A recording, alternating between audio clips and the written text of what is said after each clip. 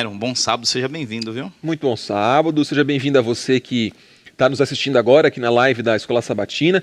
A gente vai estudar um pouquinho mais sobre a criação, né? A segunda parte aí dos estudos bíblicos sobre a criação, com um time muito fera, viu? É mesmo. Um time muito fera, mestres, doutores aqui do NASP, para poder falar sobre a criação de uma maneira embasada, acadêmica e científica também. Muito bem. E para começarmos, nós vamos orar e eu convido você a fechar os olhos. Grande Deus, abençoa mais esse momento. Nos guia, Senhor. Fala ao nosso coração.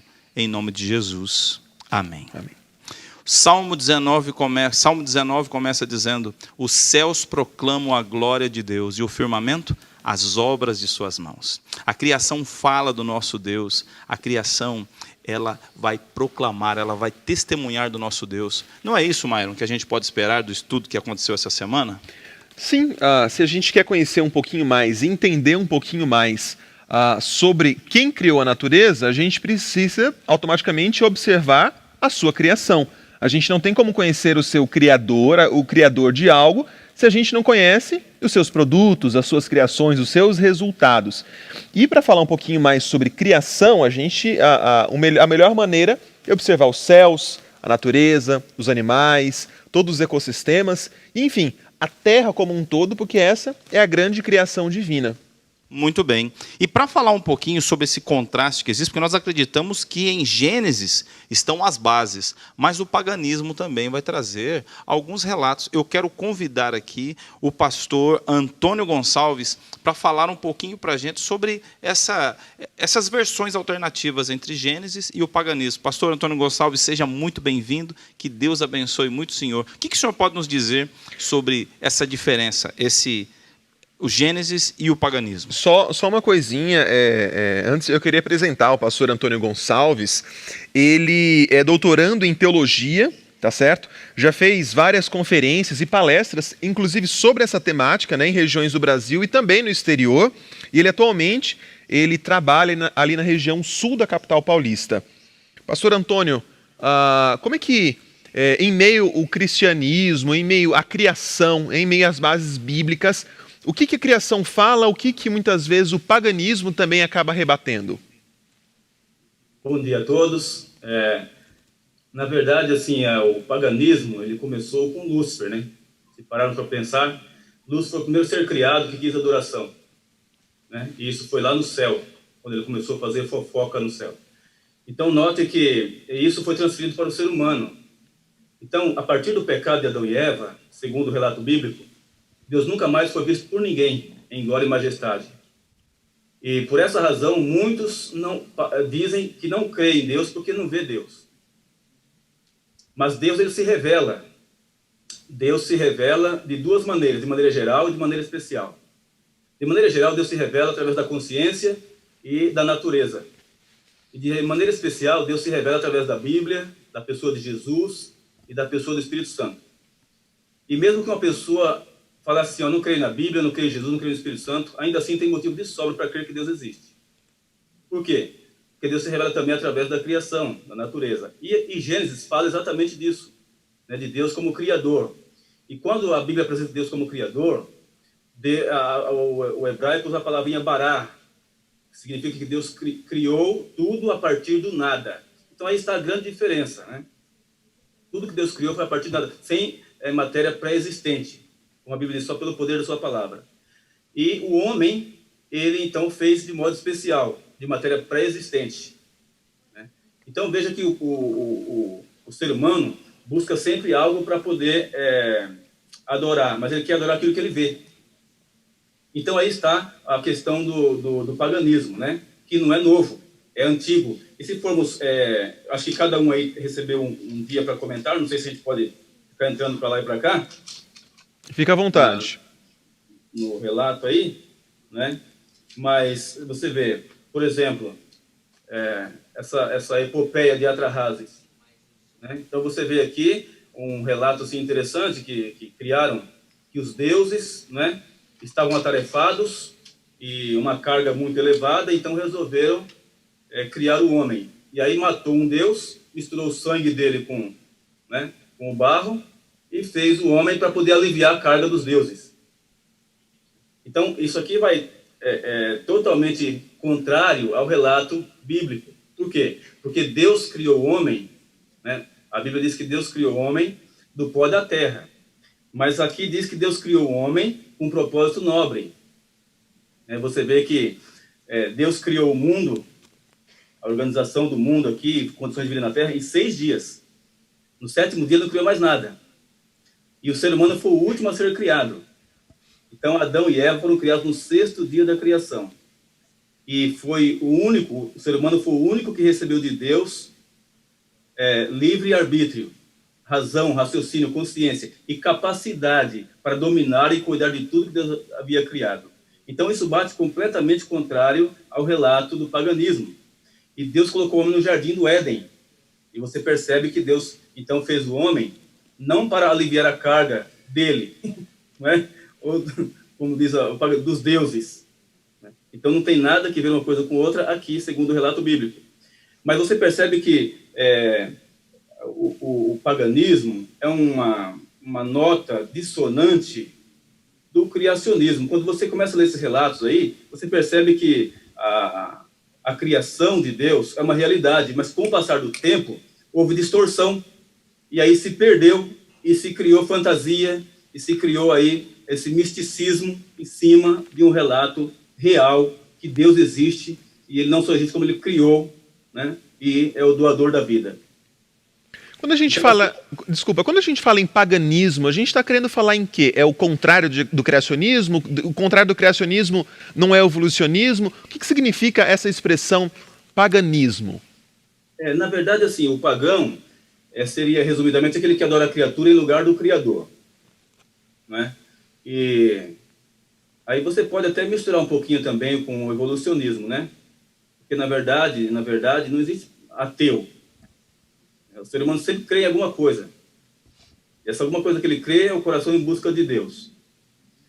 Então, note que o paganismo, na verdade, seria essa distorção, né?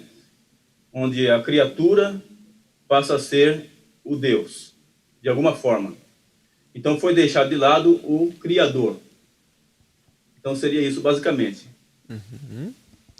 Muito bem. Muito obrigado, viu, pastor Antônio? Muito obrigado. Deus continue abençoando o seu ministério. Eu sei que o senhor tem um compromisso agora, praticamente, aí, de ceder o seu tempo para nós. E eu lhe agradeço muito sua participação. Que Deus continue usando o senhor como um instrumento poderoso nas mãos dele, viu? Que Deus o abençoe muito. Muito obrigado de verdade. Vamos ver como é que está aqui o andamento das coisas por lá. Tá bom. Muito obrigado, amigo. Myron, você, não sei se você se recorda, você é um jornalista de muito prestígio aqui no nosso campus, e você já deve ter percebido isso, que o principal propagador da ideia de uma terra plana foi o YouTube. E tem muita gente acreditando nisso, na Terra plana. Sim. E quem que a gente pode convidar para falar com a gente sobre esse negócio de a Terra é plana, a Terra é em forma de rosquinha, é em forma de disco, Tolkien estava certo, a Bíblia está certa? Quem vai ajudar a gente com isso? O interessante, antes de eu chamar aqui o nosso próximo convidado, é que hoje já existe uma sociedade, né, do terraplanismo, né, algo organizado com muitas pessoas, uma corrente muito grande já que existe nisso. Inclusive, no ano passado houve o primeiro Congresso Brasileiro sobre terraplanismo, né? E esse tema ele acaba vindo tão forte nos nossos debates, acaba entrando tanto na questão do criacionismo, né, de que a Terra ela é plana e não ela é esférica, redonda, né, como a gente aprendeu na escola, como a gente, enfim, e aí vai entender um pouquinho por meio da Bíblia e também da ciência agora. É que esse debate acaba vindo também para o lado político, para o lado familiar, para o lado acadêmico, né? Eu queria chamar aqui o professor Marcos Natal para falar um pouquinho mais sobre o que a Bíblia fala sobre o terraplanismo, se de fato a Terra é plana ou não, qual é a visão bíblica sobre isso. Marcos Natal, ele é doutor em Geologia pela Unesp, né, a Faculdade Estadual aqui de São Paulo, e atualmente ele é o diretor da Sociedade Criacionista Brasileira e também diretor do Instituto de Pesquisa de Geociência para a região aqui da América do Sul. E também, nada mais nada menos, que ele faz parte aí do Instituto de Pesquisa de Geociência para a área da Conferência Geral, que é como se fosse um órgão mundial da Igreja Adventista, né? Uma grande referência aqui. Professor Marcos Natal, que a Bíblia fala sobre o terraplanismo, né? Onde, enfim, os debates estão tão acalorados hoje em dia também devido à política.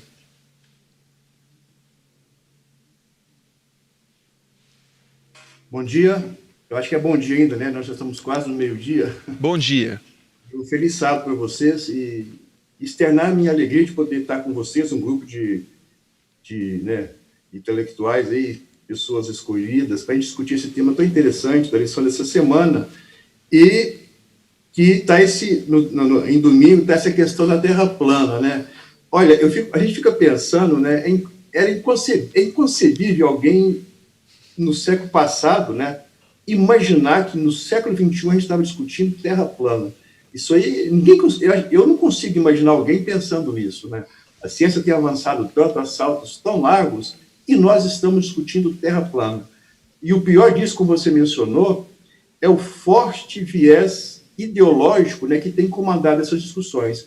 A ciência tem sido negada, né, e quem tem comandado essa discussão é um viés ideológico. Isso realmente é um pouco lamentável. Não que a ciência tenha resposta para tudo, mas quando nós falamos em vacinas e falamos em terra, no formato da Terra, eu acho que a palavra estaria, né, com a ciência, que tem realmente dedicado a esse estudo. Inclusive, são dois debates, professor, que vieram praticamente juntos, né? O terraplanismo e o movimento anti-vacina, né? Também. Exatamente. A gente tem, inclusive, não vou entrar no detalhe aqui do aquecimento global, que é uma discussão, infelizmente, muito polarizada do ponto de vista ideológico, né? Mas essa é uma questão que daria uma outra discussão. As vacinas e a Terra plana é alguma coisa que já são assuntos resolvidos há séculos, né? Não há mais o que discutir sobre isso. E tem uma agenda tão atual hoje discutindo sobre isso aí. A Bíblia, de acordo com a lição aqui, a Bíblia tem outros textos. A lição trata de 2 versos em Apocalipse, um em Jó e outro lá em Isaías, né? Antes de a gente entrar na questão bíblica especificamente, nos versículos da Bíblia, é importante a gente entender que lá atrás já, lá no século VI, os gregos, a partir de Pitágoras principalmente, e com Aristóteles depois, ali nos anos 400, já havia um consenso de uma Terra esférica. Não era um problema com respeito a isso. Talvez algumas cosmogonias, como a dos hindus, que imaginavam uma Terra plana, sustentada por 4 elefantes, e até os chineses, que sustentaram a Terra plana até bem depois, mas naquele mundo ocidental ali, já existia um consenso de que a Terra fosse esférica, não existia dúvida. Eratóstenes, por exemplo, em torno de 240, já calculou a circunferência da Terra com a margem de erro de menos de 5%, em relação ao cálculo preciso que a gente tem hoje. E quando a gente avança aí para o cristianismo primitivo, a Alta Idade Média, a Baixa Idade Média, lá no 2º século, Ptolomeu já não tinha dúvida também com respeito a isso, estabeleceu um geocentrismo, que a Terra era o centro. E quando a gente entra para a Idade Média, não fica dúvida de que, mesmo na Idade Média, a Terra já o consenso de uma Terra esférica. A gente tem exemplos disso em pinturas, nos museus, deixando claro que a Terra é esférica. A discussão que tinha naquela época era o sistema geocêntrico, se a Terra era o centro do sistema solar e do universo, ou se era o sistema heliocêntrico. Essa discussão, sim, a gente pode encontrar diferença na Idade Média, mas com respeito ao formato da Terra, não existe dúvida que a Terra era realmente uma Terra esférica. A gente só vai perceber isso, essa polêmica surgindo, lá no século XIX. Ali a gente percebe já um crescimento do evolucionismo com a publicação do livro de Darwin em 1859, uma grande secularização na Europa. E então a gente percebe uma tensão forte e alguns escritos ali tentando disseminar esse mito de que na Antiguidade, na Cristandade, na Idade Média, a Terra era plana, né? A gente tem pelo menos 2 trabalhos importantes, 2 escritores. Um chamava John Draper, que escreveu um livro interessante, até é bom de ler, uma história do conflito entre a ciência e a religião. O livro foi escrito com esse propósito mesmo, de combater, colocar como antagonistas, né, a ciência e a religião, e aí a Terra plana entrava, né? Um colega dele também, que é o Andrews White, escreveu um livro que chamava uma história da guerra entre a teologia e a ciência na cristandade, com o objetivo exatamente de polemizar. Então, a gente tem, já em alguns estudos recentes, que refutaram completamente isso. Existe um livro muito bom, publicado em 1991, de Jeffrey Russell, né, que chama Inventando a Terra Plana, que desmonta todos esses argumentos, mostrando claramente que foi uma polêmica criada ali no século XIX, nesse bojo aí de contestar a religião, nessa questão da religião, de uma teologia mais liberal, o avanço do evolucionismo. É nesse bojo que surgiu essa polêmica, né? E, mais recentemente, um outro livro muito interessante, tem quase 500 páginas, de uma professora da Inglaterra, que ela fala sobre a Terra plana, a história de uma ideia infame. Então, ela desmonta também, mostrando que, desde a Antiguidade, passando pela Idade Média, já existia um consenso de uma Terra esférica, e que só lá, no século XIX, surge essa polêmica forte da Terra plana. Quando a gente vai para a Bíblia, quando a gente menciona, por exemplo, lá, a Bíblia menciona Apocalipse, né? Ali, gente, não dá para a gente querer espremer Apocalipse e fazer ele confessar que a Terra fosse redonda. Apocalipse é um livro profético. João está falando de profecias. E é muito natural que ele use a linguagem simbólica.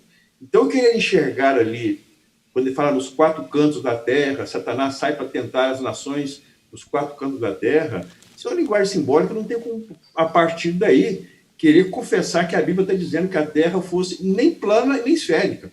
Não é o objetivo disso. Da mesma forma, quando nós vamos em Jó, né, nós vemos as narrativas de Jó. Jó é um livro poético, né? Jó menciona ali, quando ele fala que a terra é sustentada no ar, ali a gente tem uma menção que não parece intuitiva naquela época. Naquela época, você dizer que alguma coisa é sustentada no vazio, a primeira coisa que as pessoas vão perguntar é: peraí, mas quem segura isso? Né? Que se soltou no vazio, cai.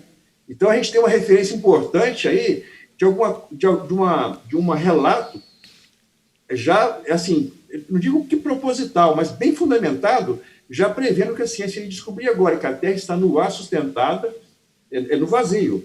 As cosmogonias antigas sempre colocavam alguma coisa sustentando a Terra. E Jó arrisca dizer que não, a Terra está lá, sustentada no ar. Isso é um indício que, nesse ponto, parece uma referência bem clara com respeito à posição da Terra no espaço. Eu estou dizendo isso, sabe por quê? Porque, às vezes, a gente costuma achar que a Bíblia é um livro de ciência, e a Bíblia não é um livro de ciência. Embora nós encontramos na Bíblia referências sobre ciência, fala sobre o céu, sobre a terra, nós encontramos história na Bíblia, nós encontramos poesia, nós encontramos música, mas essas coisas não são visadas em si mesmo. Por isso que a gente não tem que espremer a Bíblia, às vezes, querendo que ela diga de qualquer jeito se a Terra é claramente esférica ou claramente plana. Essas noções que nós encontramos na Bíblia, elas são veículos de uma mensagem muito superior, que é uma mensagem de índole puramente religiosa. O autor não está preocupado em dizer o formato da Terra. Mas em Jó, a gente percebe que realmente isso é muito claro. Ou seja, naquela época, se dizer que uma coisa está suspensa no espaço é intuitivamente estranho. Então, a Bíblia já faz uma previsão muito interessante do que a ciência descobriu depois. Com respeito a Isaías, né, quando ele fala o formato, a redondeza da Terra, Isaías é um profeta, também foi um profeta. Né, e a linguagem profética, eu não sei se o profeta, quando está tratando de profecia, está preocupado em falar sobre o formato da Terra. Né? A questão do círculo é uma questão que a gente pode discutir, porque eu costumo dizer, eu falava isso para os meus alunos, o círculo é uma figura plana. Do círculo eu calculo o área, eu não calculo o volume, eu calculo o volume de uma esfera. Então, usar o círculo como prova de que a Terra é plana também não é suficiente, porque, como eu disse, Eratóstenes, lá em 240, calculou a circunferência da Terra, mas ele não tinha dúvida nenhuma que a Terra é esférica, percebe? Então, dizer que o círculo aponta para uma Terra plana não faz sentido, e nem, eu acho que também, nem falar que fosse uma Terra esférica. Pode ser que Isaías estava querendo mencionar uma Terra esférica, mas, por ser um texto profético e objetivos serem outros, né, eu não sei se a gente poderia forçar Isaías a confessar também que a Terra fosse plana ou se fosse esférica. Agora, quando a gente pega outros contextos e outras passagens bíblicas, fica a impressão que a Bíblia nos relata mesmo que se cria numa terra que seja uma terra esférica. Quando fala da redondeza da terra, por exemplo, intuitivamente nós pensamos numa terra que fosse esférica, né? Então a gente tem noções da Bíblia que realmente passam para nós uma ideia de uma terra esférica, mas o que eu quero dizer é que isso não é mais explícito, porque não é o objetivo da Bíblia falar sobre o formato da terra. Se fosse, ela seria mais explícita em dizer, olha, a Terra é esférica, o raio da Terra é tanto, enfim, entrar em mais detalhes. Mas seja o livro profético, seja um livro poético, seja um livro histórico, o autor, essa não é a preocupação dele. A preocupação dele é passar uma mensagem de índole puramente religiosa. Trata das relações de Deus com o homem, trata do plano da salvação, trata do resgate do homem do pecado e na concessão de uma vida eterna, através da morte de Cristo na cruz. Esse é o fundamento da mensagem bíblica. Tá? Então, resumindo essa história que a gente percebe, quando a gente pega os textos da Bíblia, todos os textos, e permite que a Bíblia fale por si só, a gente pode, sim, tem fundamentos para perceber uma terra esférica. Eu costumo dizer que a Bíblia não é mais explícita sobre isso, porque não é o objetivo dela fazer um tratado científico sobre o formato da Terra, sobre se a Terra está no centro do universo, se é o Sol que está no centro do sistema solar. Esse não é o propósito da Bíblia. A Bíblia é um livro eminentemente religioso. E é disso que os autores bíblicos estavam preocupados quando eles falavam em terra, falavam em sol, falavam nessas coisas todas, né? Olha, eu acho que ficou bem claro. Que aula, né? Ficou. Professor, muito obrigado. Mas fica aqui com a gente ainda, tá? Fica com a gente. Porque o senhor citou aqui escritores, filósofos do passado. Uhum. E existiam literaturas naquela época. E sabe, Myron, quem que a gente vai convidar para falar um pouco com a gente sobre a criação e a literatura antiga? Eu sei que essa pessoa que você vai convidar é o meu amigo. Ele é um amigo. E eu tenho certeza que a profundidade que ele vai lá tratar vai nos trazer tanto esclarecimento quanto que acabamos de ouvir agora. Chame o seu amigo, que eu apresento um pouquinho. Então eu vou chamar aqui ele é meu amigo, ele é doutor em História, ele é professor de História e ele também dá aula de teologia, na curso de Teologia de História do Cristianismo, meu amigo doutor Fábio Darius. Uma alegria tê-lo aqui mais uma vez. Você está quase... O senhor e o pastor Adriano Emílio estão quase como convidados cativos aqui da lição e eu tenho gostado muito disso. Mas, pastor Fábio, como fica a criação na literatura antiga? Como fica isso? O que nós podemos perceber disso? Bom dia, meus amigos. Bom estar aqui novamente com vocês. Professor Marcos Natal, foi excelente ouvi-lo. Como o Myron falou, de fato foi uma aula. Aprendemos muito aí com as suas palavras, com os autores que o senhor citou, e eu fico imaginando, antes de responder a sua questão, pastor Hernani, acerca da trágica condição do ser humano hoje, nesse sentido anti-intelectualista, não anti-intelectual, em buscar em outras fontes distintas das acadêmicas, das de fato abalizadas por pesquisa, e trocar tudo isso por alguns youtubers que pouco têm a dizer a esse respeito, mas que criam caso porque, enfim, acabam dispondo do assunto de uma forma interessante, a partir de alguns recursos aí que chamam a atenção. E em pleno século XXI temos que voltar a essa discussão, que obviamente não tem o menor sentido, né? Se a Terra é plana, enfim. Até o Michelson Borges, tenho a impressão que falou sobre isso, né? E outros tantos ali, eu digo o nome dele por conta da sua participação ainda há pouquinho na igreja do NASP, né? Pois bem, então, pastor Hernani, eu gravei um vídeo essa semana que está no YouTube do NEL, do NIF. Convido você que está assistindo a se inscrever.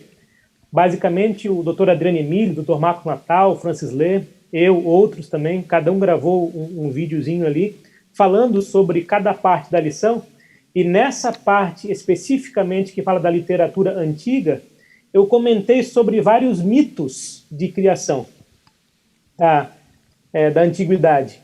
E eu citei lá pelo fim da minha fala um mitólogo estadunidense já falecido em 1987, Joseph Campbell. E ele escreveu vários livros aí, O Poder do Mito, Herói das Mil Faces. E num desses textos ele vai dizer que, particularmente, a religião verdadeira é a que cada um professa, enquanto a religião do outro é mito ou mitologia. E eu gostaria de apelar agora à razão e à fé, dizendo que, em comparação com várias mitologias antigas, o texto bíblico, que não é mitológico, apresenta uma óbvia superioridade, porque trata de um Deus criador pessoal e interrelacional. Então, quando você analisa a mitologia persa, babilônica, você até pode aqui ou ali perceber uma ou outra similaridade com o relato de Gênesis. Então, o professor Edson Nunes, que é um estudioso do tema, falou, inclusive, no Lições da Bíblia ontem sobre isso também, para aqueles que assistiram. E ele citou ali a mitologia babilônica, inclusive 7 dias e tudo mais, né? Agora, existe uma diferença básica, que é justamente a criação de Deus a partir de um ato do seu próprio e puro e divino amor, como um presente, né, para a humanidade. E quando no 6º dia o homem é criado, então o homem tem o privilégio de conversar com Deus, né, a cada viração do dia, né? E no 6º dia, particularmente, é Deus quem serve o homem, e no 7º dia, então, Deus leva o homem ao descanso como uma homenagem à semana da criação. E enquanto ao longo de toda a semana Deus falou e alguma coisa se fez, então no último dia Deus aparentemente se cala, e o Salmo 19 então faz com que a criação diga. E é muito interessante isso. Agora eu queria dizer, Hernani, especificamente a partir da perspectiva grega, porque afinal de contas nós temos aí uma familiaridade com a perspectiva grega, porque essa foi levada séculos depois pelos filósofos, enfim. E nós temos que, particularmente, enquanto os gregos eles tinham uma forte visão cosmocêntrica, a perspectiva bíblica é jamais antropocêntrica.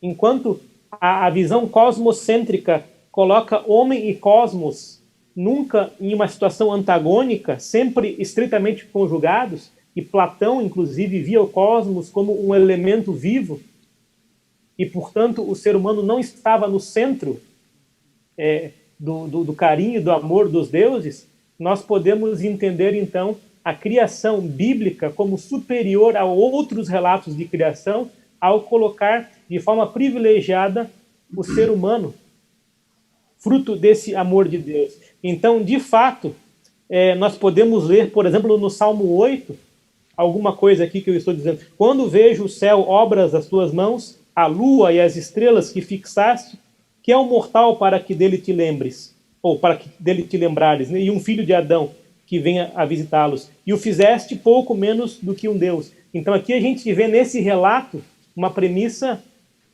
onde o ser humano é colocado num local, numa posição muito maior do que a criação em outros relatos, né? Além disso, a gente pode perceber em outros relatos de criação e na perspectiva da mitologia grega, principalmente, deuses que têm sentimentos humanos irracíveis, deuses que se vingam, que zombam, que têm relações com seres humanos, relações sexuais, inclusive, que matam, que mandam matar, e você não percebe esse traço divino como se percebe no Deus da Bíblia, obviamente. E uma outra questão interessante, isso transcendendo um pouco o tempo, indo para o fim do 1º século, para o início do 2º século, particularmente ali nós temos alguns historiadores que analisam o porquê da vitória da implementação do cristianismo. E nós podemos perceber o caráter de Deus e da religião cristã enquanto superior às premissas religiosas da antiguidade, outras premissas. porque havia uma lacuna nesse primeiro século, nesse segundo século, de alguma explicação que fosse, de fato, abraçar o ser humano em suas múltiplas questões existenciais e espirituais. A gente pode perceber o estoicismo, o epicurismo, escolas filosóficas que davam questões mil a respostas mil, mas que não atuavam diretamente no coração do homem. E quando nós entendemos a Bíblia como a palavra de Deus, um Deus que tem uma lei moral e que estabelece um pacto com o ser humano, nós podemos ver, então, no relato bíblico da criação, que dá origem a tudo isso, a superioridade. E eu, de propósito aqui, Hernani, eu respondi por outros caminhos a sua pergunta, não citando mitologias gregas ou outras, e indicando ao vídeo que gravei de mais de 20 minutos, ali eu falo um pouco sobre isso, e usando esse tempo que é curto para falar sobre a superioridade do relato bíblico. E até faço um adendo aqui, brevemente, terminando a minha fala por conta do tempo. A lição desse trimestre fala sobre interpretação das Escrituras. E ao longo dessas 2 semanas, o autor resolveu falar sobre a criação. Por que será que ele fez esse adendo? E eu posso aqui pensar numa resposta, dizendo que o livro de Gênesis apresenta a big picture, o quadro todo, né? Onde, a partir do qual entendemos o que vem a partir disso, inclusive como uma chave privilegiada para a interpretação do texto. Então é importante nós percebermos que esse Deus relacional, interpessoal da Bíblia, já descrito em Gênesis 1:1 e dali para diante, continua atuando vigorosamente hoje em cada coração, o que transforma esse relato não num simples relato como outros. E eu tenho aqui, praticamente na mão, um relato do Richard Dawkins, onde ele pergunta por que o relato de Gênesis é superior a outros, se foram escritos talvez na mesma época com a mesma concepção. E aqui eu digo, o nosso relato é distinto, porque fala de algo que transcende o tempo e o espaço da antiguidade e nos abraça hoje. E poderíamos falar bastante ainda sobre esse detalhe, inclusive citando 2 filósofos gregos, Zenão e Crícipo, na antiguidade, que provavelmente tiveram alguma espécie de influência hebraica e estabeleceram, então, essa perspectiva antropocêntrica na filosofia grega, embora fossem apenas 2 exemplos distintos da grande maioria dos outros filósofos que viam, então, essa ideia mais cosmocêntrica. E por aí a coisa vai, né? Que legal.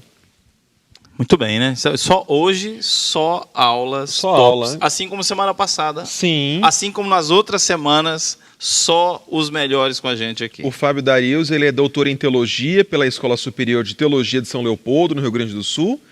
E ele é pesquisador de história da igreja. Só isso.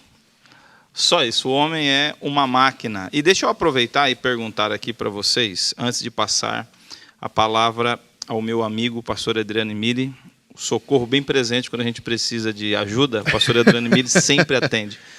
Olha, a Neuza Amaral Bezerra, ela está perguntando aqui, o universo já existia quando Deus criou os céus e a terra? Aqui, quando Deus criou a nossa terra, os céus já existiam?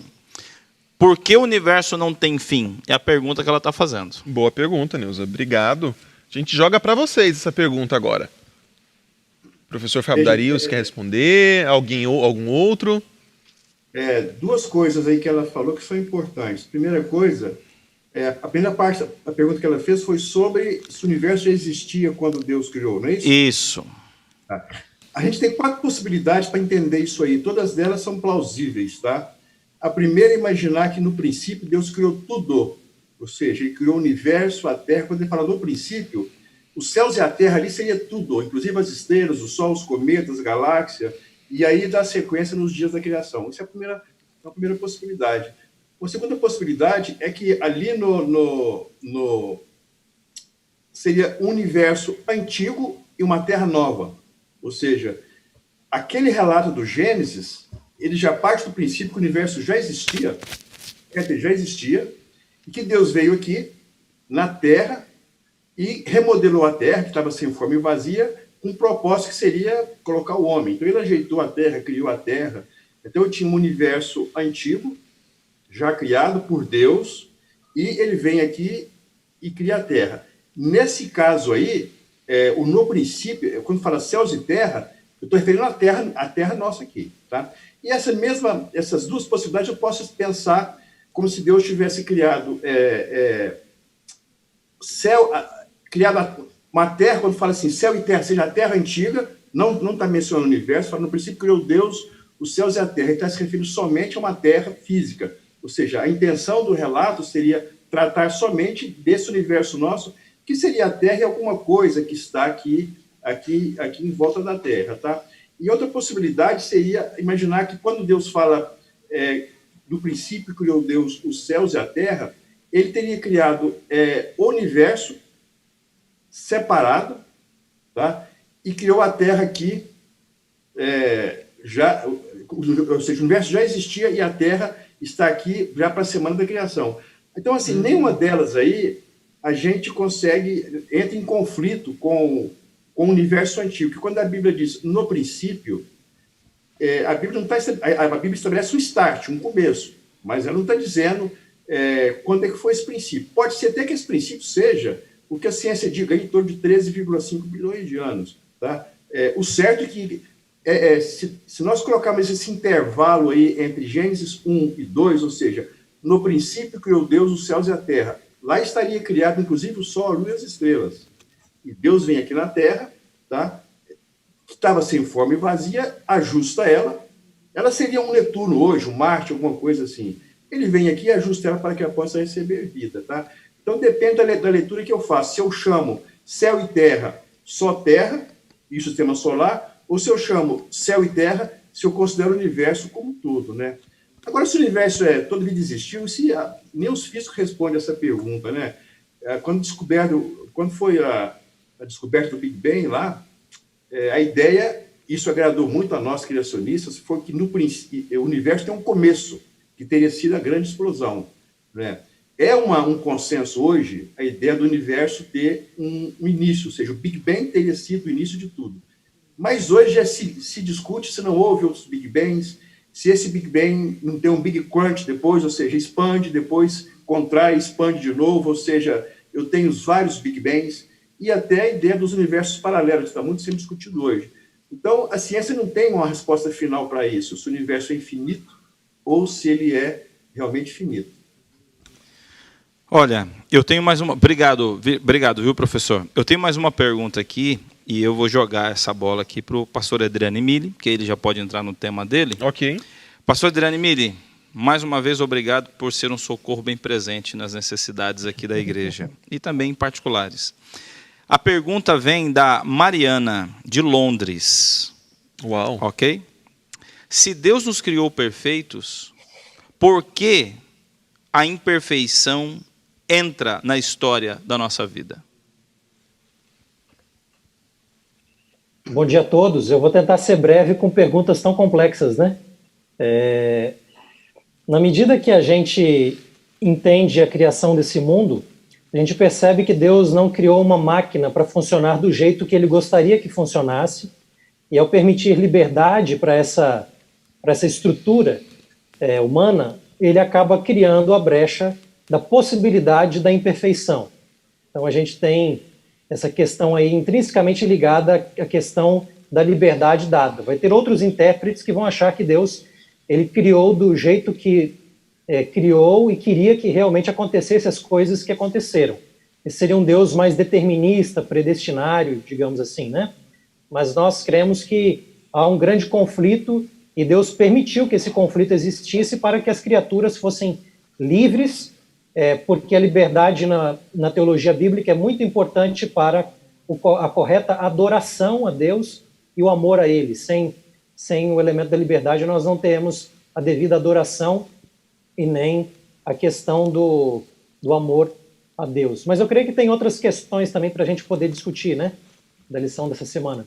Vocês falaram para dar o link com Isso. Eu não imaginei uma pessoa mais preparada para isso aqui no nosso meio do que o pastor Adriane para falar sobre Deus e o tempo. Tempo é muito complexo, né? Quando a gente fala sobre tempo e também sobre Deus, né? E, pastor, quando começou o tempo? Começou quando Deus disse no princípio?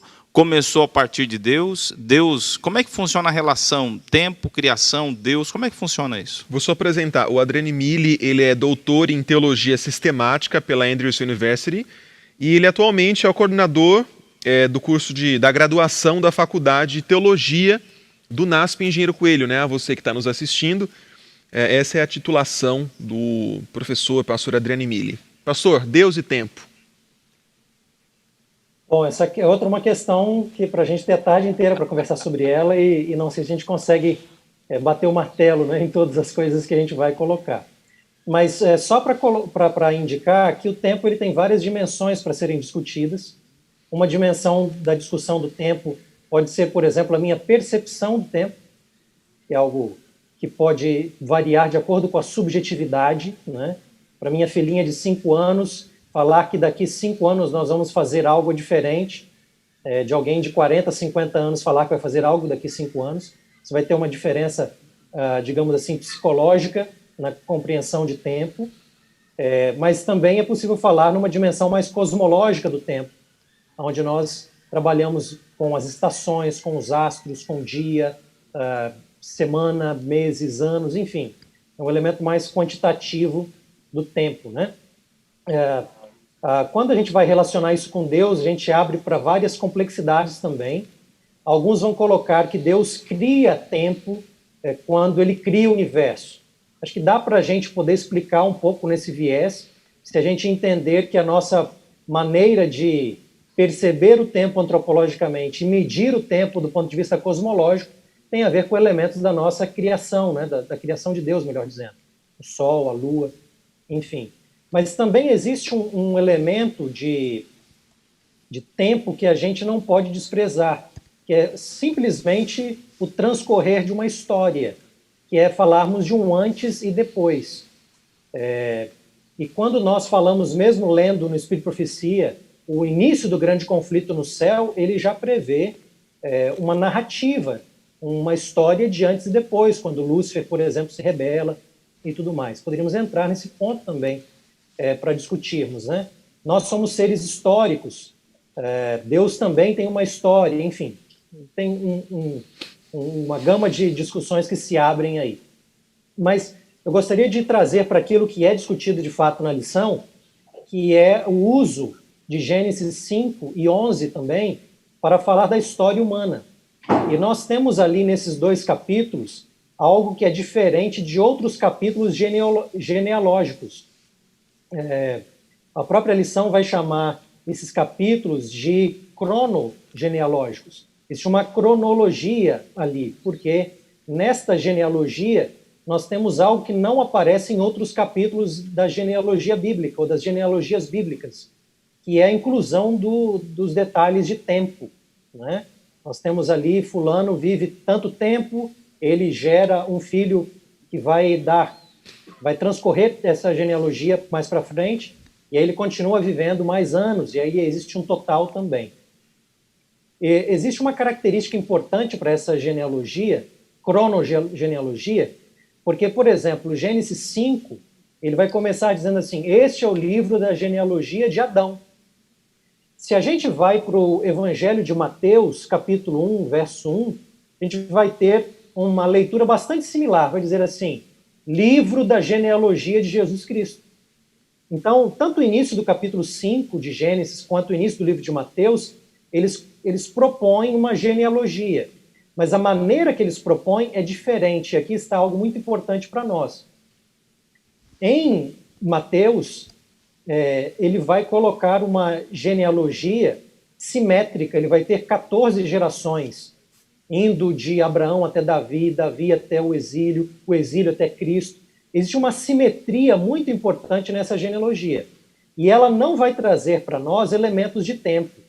Isto é, quando vai se falar de gerações, é possível em Mateus termos sínteses e às vezes saltos históricos para ter essa simetria do 14. Ainda assim é um relato fidedigno, porque o pai não é simplesmente um pai no sentido literal, ali de ter um filho literal, mas no sentido de geração, né? É um ancestral, de fato. E existe a ideia, por exemplo, em Israel, de ser filho de Abraão, né? Existem várias gerações ali, mas é ainda assim filho de Abraão. Quando a gente vai para Gênesis 5 e 11, a gente tem algo diferente, onde não existe tanta simetria assim no relato. E a ausência de simetria e a inclusão também numérica coloca para nós um tom bastante histórico para a gente observar isso. E só fechando, então, quando a gente pega Gênesis 5, a gente tem de Adão até Noé, grosso modo, e aí depois nós temos no capítulo 11, vindo de Noé até Abraão. Quando a gente leva em conta esses números, e a lição vai citar o artigo do Gerhard Hasel, que está inclusive no site do Geoscience Research Institute, que já foi mencionado, e o Dr. Marcos Natal ele nos lidera aí no contexto da América do Sul, não é, da divisão. Tem ali uma menção a esse artigo. Na realidade, tem mais um artigo dele, que ele vai tratar especificamente dos capítulos 5 e 11. Vários cálculos vão ser feitos ali, mas, a grosso modo, o que a gente pode destacar é que vai existir, de Adão até Abraão, um intervalo de aproximadamente 2.000 anos. E a história bíblica continua contando, né? Não é o foco dessa lição, mas a gente tem outros elementos de contagem também. Bom, só encerrando a minha fala, qual a importância dessas cronogenealogias? É que elas dão um indicativo para nós. Elas são evidência de uma contagem de tempo histórico vindo de Adão até Abraão, dando para nós aproximadamente 2.000 anos. Isso não interfere naquilo que o Dr. Marcos já colocou, da questão de um universo que pode ser mais antigo do que isso, né? Mas nós temos elementos para uma compreensão histórica de tempo vindo de Adão até Abraão. Seria mais ou menos uma síntese. É difícil falar tanta coisa em pouco tempo, né? Sim. Pastor Adriano Mili, deixa eu te aproveitar, tem mais uma pergunta aqui que eu quero fazer para o senhor, e a próxima a gente vai fazer para um dos nossos convidados. Alguns vão dizer que a forma de contagem dos anos aqui naquela cronologia do capítulo 5 era diferente da forma da contagem dos anos que tem agora. Então, Adão, na verdade, não viveu 930 anos, Adão viveu menos. Existe alguma evidência que mostre que realmente a contagem era diferente das contagens que temos hoje? Não do meu conhecimento. E a maneira como eu vou distinguir também essas questões olhando para o próprio texto bíblico. Então, a comparação que a gente fez foi com Gênesis e Mateus, por exemplo. Em Mateus, eu não tenho o elemento de tempo. E se eu comparo Mateus com todas as outras genealogias, tirando Gênesis 5 e 11, a gente tem a mesma característica. Então, é a partir da comparação bíblica que a gente vai destacando diferenças. Porque se a gente começa a usar o texto bíblico, começa a destacar, não, o texto está dizendo isso, mas no fundo não é bem assim, a gente perde o critério, a gente tira da Bíblia a autoridade pela qual a gente vai começar a fazer comparações. Então, qual a comparação que a gente vai fazer? Gênesis 5 e 11 é diferente das características de outras genealogias, e, portanto, a gente vai considerá-las de maneira diferente. Muito bem, muito obrigado, pastor Adriane. Myron, tem mais uma pergunta aqui. Eu gostaria que você escolhesse a pessoa que vai responder. A pergunta é a seguinte: a pergunta é do Lúcio Souza, do Ceará. Existem mundos paralelos ao nosso que não podemos ver? Olha, que pergunta interessante, diferente, viu? Acho que eu vou jogar a bola para dois dos nossos convidados. Um deles, o professor Marcos Natal, e o outro, o Francis Lê Neri. O professor Francis Lê, ele é, enfim, doutor em tecnologias da informação e comunicação, tem um pós-doutorado nessa área. Atualmente ele coordena, né, o Núcleo de Integração Fé e Ensino. Professor Francis Lê e Marcos Natal, como é que a gente pode responder essa pergunta do colega lá do Ceará? Qual é o nome dele? Do Ceará, Lúcio Souza. Lúcio Souza. Francis Lê, você não falou ainda. Bem, eu posso tentar responder uma pergunta que eu não sei responder. Com essa barba aí, o senhor vai trazer muita credibilidade, viu, professor Francis Lé? Tomara, porque para responder essa pergunta, amigo, eu não sei responder essa pergunta.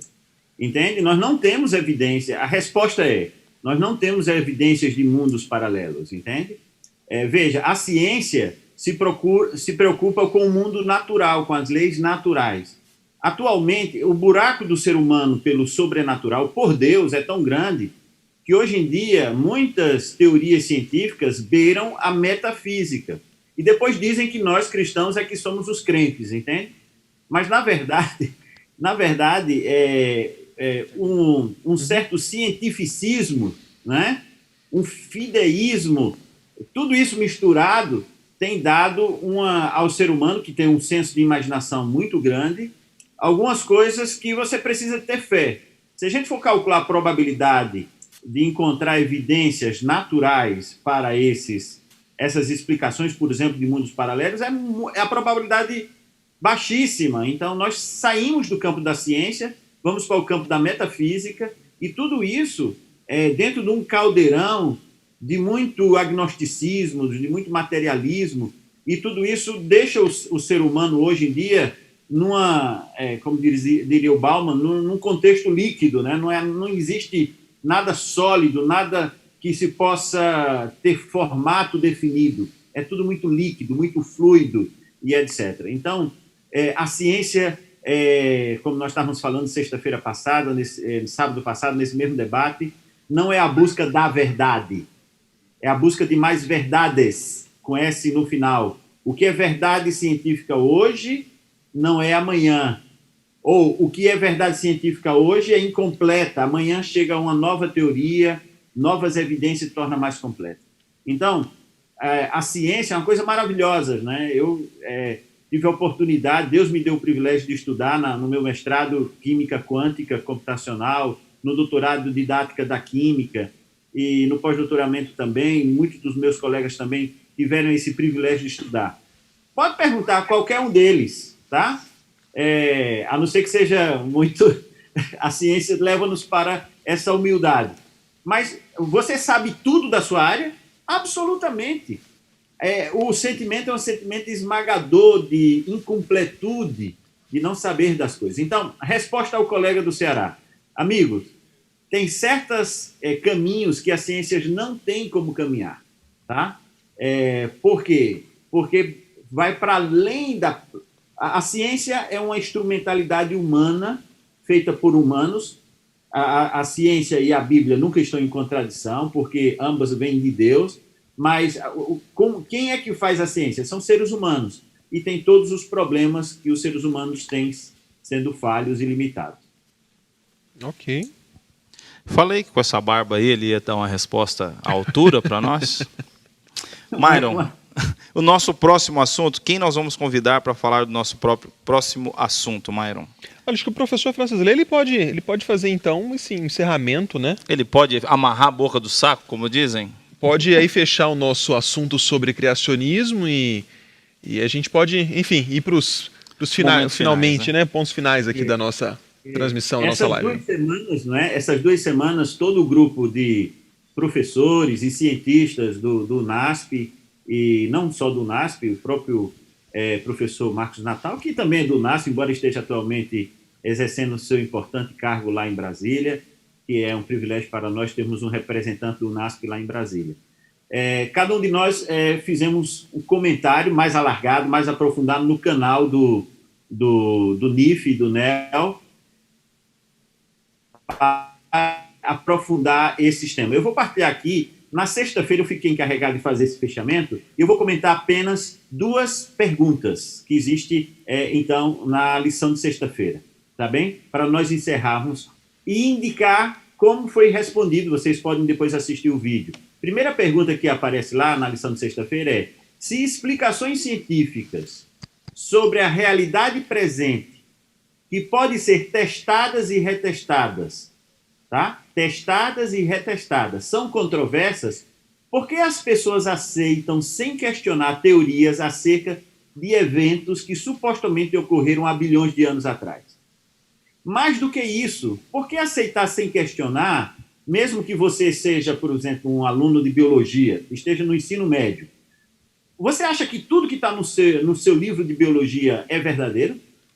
É correto? Será que tudo que está... Existem outras fontes. Vou dar um exemplo, por exemplo. No ano 2000, um doutor em biologia, o professor Jonathan Wells, escreveu um livro chamado Icons of Evolution, Science or Myth. Ou seja, ícones da evolução, ciências ou mito. O que é que ele fez? É um livro muito simples. Ele foi nos livros didáticos de biologia e colecionou 10 fatos, que eles chamam ícones da evolução, que a ciência já tinham derrubado por terra. Ou seja, já não eram fatos verdadeiros, evidências reais, eram evidências falsas da evolução. Tá? E ele cita, por exemplo, a experiência de Miller. Eu, inclusive, já fui ridicularizado por um professor ateu de biologia há uns 25 anos atrás. Naquela época, eu não sabia o que eu sei hoje, e eu calei e fiquei quieto, porque eu não sabia, naquela época não tinha internet, sabe, para a gente pesquisar. A experiência de Miller-Urey, da década de 50, é uma impossibilidade, está cheio de problemas que o livro do Jonathan Wells fala muito bem, não é? Os desenhos dos embriões do Haskell é pura imaginação mas isso constitui presença marcante nos livros de biologia do ano 2000. Na época, o que é que disseram qual os críticos receberam o livro do Wells? Disseram, o Wells juntou aí um punhado de erros inocentes dos livros didáticos e exagerou, tá? Fez um tempestade no copo d'água. Na verdade, isso são fatos históricos e eles exagerou. São fatos históricos, mas são colocados nos livros didáticos de biologia como fatos e como argumentos a favor do evolucionismo. Ok, nós estamos no ano 2000, eu tive o privilégio, acho que o professor Marcos Natal também estava nesse dia lá. Em 2018, o Jonathan Wells esteve na Unasp São Paulo, dando uma palestra, e ele apresentou um livro chamado Zumbi Science, ou Ciência Zumbi. Ou seja, 20 anos depois, ele conseguiu colecionar, além daqueles 10 erros supostamente inocentes, ele conseguiu colecionar mais 6 novos. Sabe o que é que ele diz? A ciência empírica está se transformando numa ciência zumbi. Ou seja, coisas que a ciência já colocou por terra, e aí me faz lembrar, né, Marcos Natal, do próprio terraplanismo, né, imaginável. Quando a primeira vez que eu ouvi falar que tinha as pessoas na internet falando da Terra plana, eu fiquei... Isso é um zumbi que nasceu das cinzas, né? Então, o Jonathan Wells fala que existe muita science zumbi, zumbi science, né? Ele chama ícones da evolução, que as pessoas se agarram com aquilo como... Mas coisas que a ciência, os próprios cientistas, materialistas, não crentes, já consideram como não científicos, já ultrapassados, entende? Então, essa foi uma das perguntas que nós tivemos na lição de sexta-feira. A outra pergunta, eu quero resumir rapidamente uma possível resposta, que vocês podem aprofundar lá no vídeo da sexta-feira, a ciência supõe que não se pode usar meios sobrenaturais para explicar eventos naturais. Sobrenatural, religião, isso é outro departamento. Por exemplo, a ciência não pode explicar que uma fome numa determinada região aconteceu porque uma bruxa lançou uma maldição na Terra. Tá? Está no campo do sobrenatural, seja esse sobrenatural o que for, uma bruxa. No entanto, se excluirmos o sobrenatural como causa da criação, por qualquer outro modelo que elaboramos, será inevitavelmente errado. Veja, nesta parte, para responder essa pergunta, eu recomendo que vocês leiam um outro livro muito bacana, só para responder essa pergunta. Chama Batizando o Diabo. Eu falei isso sexta-feira passada, está lá no vídeo também, do Clifford Goodstein, que, por coincidência, também é o editor das lições da Escola Sabatina. Clifford diz que na evolução existe um padrão, mutações aleatórias, seleção natural, coisas naturais. No relato da criação de Gênesis, nós temos eventos sobrenaturais que não tem nada de aleatório, muito menos mutacional. Não existe uma gradação que vai contra a segunda lei da termodinâmica, né? Isso é outra conversa, onde eu tenho coisas simples e cada vez ficando mais complexa, quando a entropia diz que é o contrário, né? A tendência, a seta termodinâmica é o contrário da seta evolucionista. Isso é um problema para os evolucionistas, tá? Então, é importante que a gente possa perceber, e ele chama isso no livro, que quando eu tento, como cristão, harmonizar a evolução com as escrituras, que nós estamos estudando esse trimestre, né? Compreendendo e interpretar as escrituras, quando eu tento fazer essa harmonia, eu estou tentando batizar o diabo, entendeu?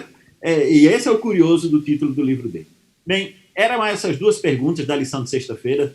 Existe muito o que aprofundar. Eu recomendo, por exemplo, outro livro que está gratuito. Quisera eu, professor Marcos Natal, que naquela minha época de estudante de biologia, tivesse o material que nós temos hoje disponível, né? Meu povo perece por falta de conhecimento, mas ninguém na universidade, nenhum dos nossos alunos que estejam, nenhum dos cristãos que estejam em universidades seculares podem morrer por falta de conhecimento. Deixa eu indicar um livro que é a série Fé e Ciência, volume 1, disponível completamente em e-book e gratuito no site da Unasp Press, digital.unasppress.com.br, vou repetir, digital.unasppress.com.br. Lá vocês poderão ver o volume 1 da série Fé e Ciência. Em breve, juntamente com o professor Marcos Natal, nós estamos preparando o volume 2. Esse primeiro volume é Redescobrindo Galápagos. O volume 2 será Redescobrindo a Chapada do Araripe, do qual nós tivemos lá com mais de 50, liderado pelo professor Marcos Natal, mais de 50 cientistas, biólogos e de várias outras áreas, né? Paleontólogos, etc., estudando ali a Chapada do Araripe e suas evidências de uma inundação catastrófica. E também recomendar, me permitam, o site do NIF e do NEL, onde lá vocês vão ter, não vídeos curtos, tá? Eu sou contra vídeos curtos, vídeos longos. Por quê? Porque as pessoas podem acelerar, não é? Pular pedaços, ir direto para o ponto que interessa, mas é um site de aprofundamento, de dar argumentos sólidos para a nossa igreja, a nossa juventude, como antes não havia e hoje há em abundância. Obrigado pela atenção e espero que possamos continuar contribuindo para a formação da espiritualidade, das convicções, de uma fé verdadeira baseada em raciocínio da nossa igreja. Muito bom, pastor Hernani. Muito obrigado a todos, professor Marcos Natal, Adriane Mille, Fábio Darius, ao Francis Lê e a você que nos assistiu, né, até agora, aí falando um pouquinho mais sobre o criacionismo.